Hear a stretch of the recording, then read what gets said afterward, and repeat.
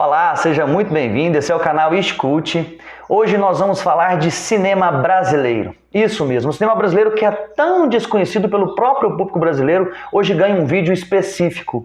De algum modo eu vou tentar minimizar esse desconhecimento do brasileiro sobre o próprio cinema brasileiro, dando dica de 4 filmes que valem muito a pena, que estão disponíveis no catálogo da Netflix. Fica comigo!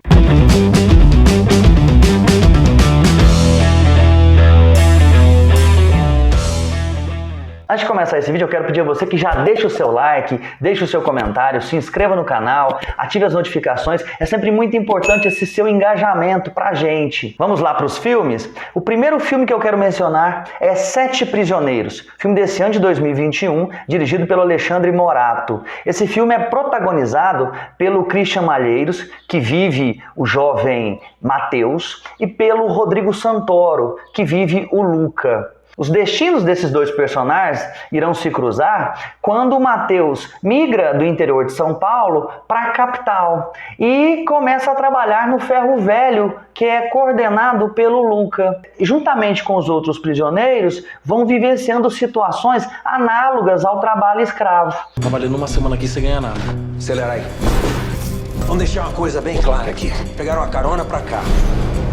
Eu fiz um favor pra vocês e agora vocês têm uma dívida. A partir do momento em que Mateus e os seus colegas de trabalho vão percebendo que estão sendo submetidos a um trabalho praticamente escravo, nós vamos também vivenciando na trama a complexidade das relações humanas. E aí nós vamos perceber as mudanças de comportamento dos colegas e do Mateus e a relação dele com o Luca. E essa relação só vai se aprofundando e nós vamos percebendo isso.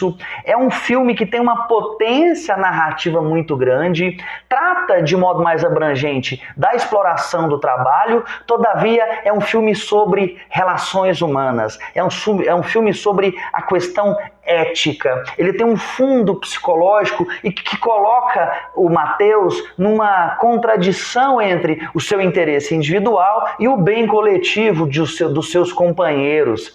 Isso nos leva a pensar muito nessa questão. Ou penso em mim mesmo, ou eu penso na coletividade. É o dilema com o qual o Mateus vai se deparar ao longo do filme.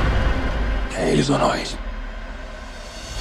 É um filme forte, tem um fundo psicológico muito grande. As atuações do Rodrigo Santoro e do Christian Malheiros valem muito a pena, valem cada minuto do filme. Esteticamente, esse filme não tem muita novidade para quem está acostumado com o cinema nacional, com a estética das periferias dos grandes centros urbanos, mas do ponto de vista narrativo é um filme muito forte, muito interessante, muito bom de se assistir e conta muito de nós para nós mesmos. Por isso eu recomendo Sete Prisioneiros, é um excelente filme e vale muito a pena assistir. O segundo filme que eu recomendo para você é Cinema, Aspirinas e Urubus, um filme de 2005, dirigido pelo Marcelo Gomes. Esse filme é protagonizado pelo Peter Kettner, que vive o Johan, e o João Miguel, que vive o Ranulfo. Basicamente, a trama se passa na década de 40, no sertão nordestino, em que esses dois personagens vão se encontrar. Johan é um alemão fugido da Segunda Guerra Mundial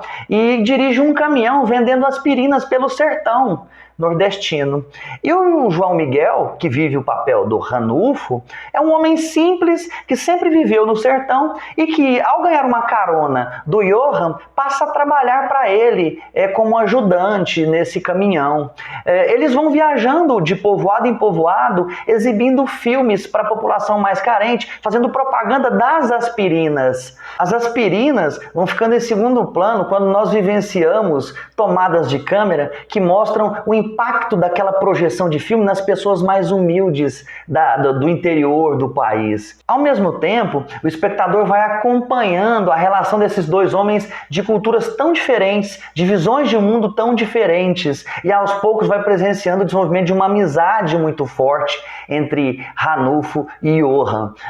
Os pensamentos e os sentimentos deles são explicitados de forma tal que nós conseguimos perceber isso através de gestos, de tomadas de câmera, de comportamentos, isso é muito forte nesse filme. A fotografia é pautada na dureza do sertão nordestino e ao mesmo tempo faz a gente pensar um pouco mais sobre as possibilidades da vida, sobre o modo pelo qual o ambiente influencia o destino das pessoas. A câmera desse filme e a montagem é mais lenta, ao contrário dos filmes brasileiros de 15 anos atrás, que eram filmes mais nervosos, haja vista Tropa de Elite 1.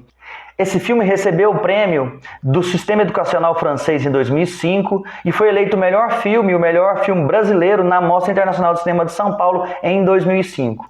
Em suma, eu recomendo muito esse filme, é um filmaço, vale muito a pena assistir. Cinema, aspirinas e urubus. O terceiro filme que eu quero recomendar para você é Animal Cordial, filme de 2017, dirigido pela Gabriela Amaral Almeida. É um terror brasileiro. É basicamente a antítese daquela proposta que estava lá no livro Raiz do Brasil, do Sérgio Buarque de Holanda, em que ele propunha que o brasileiro seria um homem cordial. O filme traz a ideia de que o brasileiro é um animal cordial. Em determinados momentos, os instintos vão falar mais alto.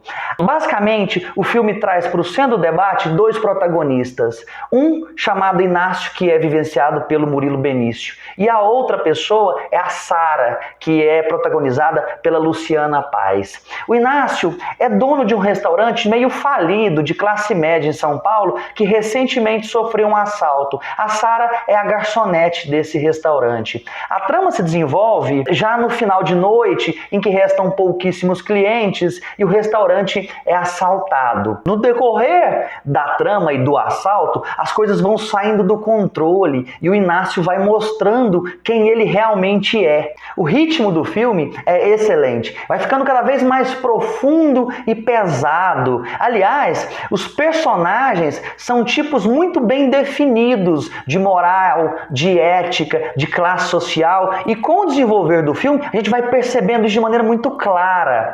A trilha sonora também é muito interessante nesse filme, porque há uma mescla que é muito harmoniosa aí entre órgãos e sintetizadores. A fotografia do filme é típica do terror, ela é claustrofóbica. Com um detalhe interessantíssimo, o restaurante é o único ambiente do filme, é a única locação do filme. Esses personagens estão dentro desse restaurante e vão gerando uma espécie de claustrofobia no espectador, na expectativa de que esses personagens saiam do restaurante. Eu não vou contar aqui se eles saem ou não. Do ponto de vista estético, há um jogo de reflexos, de espelhos, as cores são fortes, sobretudo há uma predominância do vermelho, isso traz para o filme um sentimento de força muito grande. Enfim, esse terror brasileiro vale muito a pena assistir. Animal Cordial. O último, mas não menos importante, filme brasileiro que eu quero recomendar para você assistir na Netflix é O Vendedor de Passados, filme de 2015 dirigido pelo Lula Buarque de Holanda. Esse filme é extremamente significativo porque em meio a tanta comédia de costumes presentes no stream ou então no cinema, sempre é muito bem-vindo um suspense. E esse filme é um suspense. Ele é a adaptação de um livro com o mesmo nome, escrito pelo escritor angolano José Eduardo Angalussa.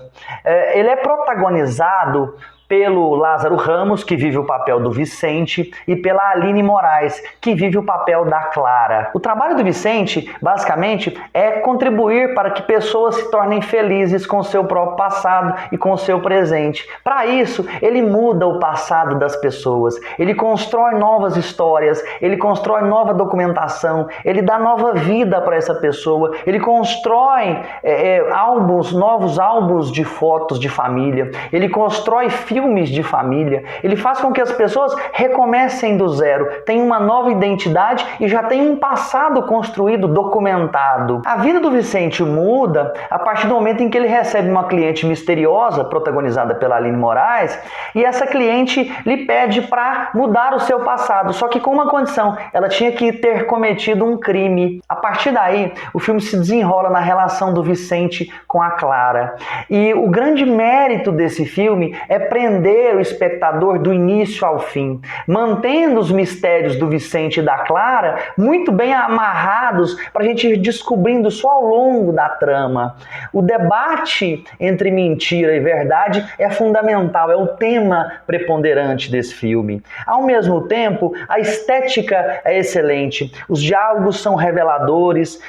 Quando o Vicente está trabalhando e faz registros dos passados das pessoas, esse passado aparece na narrativa de forma muito precisa. Há também imagens de arquivo, de documentários que aparecem no filme, que são muito bem organizados e montados nesse filme. Portanto, é um filme que vale muito a pena e ele traz uma mensagem que é fundamental. Onde mora a verdade? Tem uma frase muito forte nesse filme em que a Clara diz o seguinte: você acredita em tudo que te falam? É um filme que traz essa mensagem, traz esse questionamento e nos leva a pensar um pouco sobre mentira e verdade e o que as pessoas dizem pra gente no nosso dia a dia. Chegando ao final desse vídeo, eu peço a você que deixe o seu like, deixe o seu comentário, se inscreva no canal, ative as notificações. É sempre muito importante a sua relação com o canal. Enfim, eu agradeço imensamente a você e me despeço dizendo que até a próxima com mais filmes.